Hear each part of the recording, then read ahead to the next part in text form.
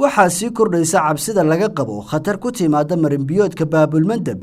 haddii uu ku burburo markab sida shidaal oo muddo 4 sano ah dul sabaynaya biyaha waqooyiga dekedda magaalada Xudayda ee dalka Yemen. Wargeyska Al-Mudno ee ka soo baxa dalka Spain ayaa toddobaadkan faafiyay warbixin uu kaga warramayo khatarta ka dhalan karta markabkan oo sida shidaal ka badan 1 milyan oo foosto, kaasoo daqiiqad kasta la filan karo inuu qarxo ilaa haddana aanay jirin wax gurmad ah oo wax lagaga qabanayo. kadib markii ay xuutiyiinta ka talisa Xudayda diideen inay xeeldheerayaal ka socda qaramada midoobay ay gaadhaan markabka xalna u raadiyaan khatarta ka iman karta.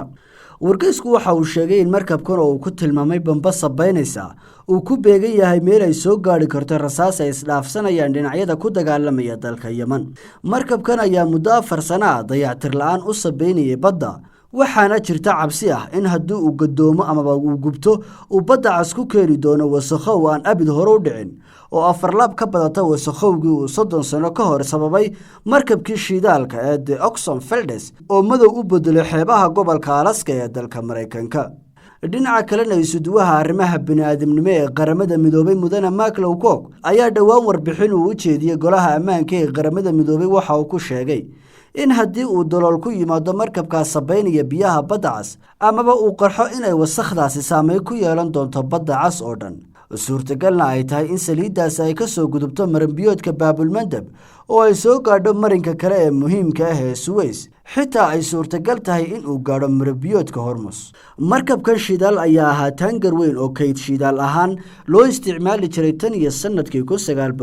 1988 waxaanu yaallaa meel dhowr kiiloomitir u jirta dekedda Ra'iisul Ciisa ee waqooyiga magaalada istaraatiijiga ee Xudayda. xuutiyiinta oo ay Xudayda gacanta ugu jirto ayaa filaya in markabkan ka heli karaan dakhli lacageed oo dhan 70 milyan oo lacagta yuurada ee midowga Yuruba, taasoo ah qiyaasta qiimaha shidaalka hadda ku jirta markabka. markabkan oo samayskiisu yahay sanadkii 1976 waxa la ahaan jiray shirkaddii shidaalka ee dalka Yemen oo hadda burburtay. wararka hadda laga helayaana waxa ay sheegayaan in 4 sano ee uu sabaynayay aan wax dayactir ah helin iyo in ay mashiinadiisu shaqayntan iyo sanadkii 2015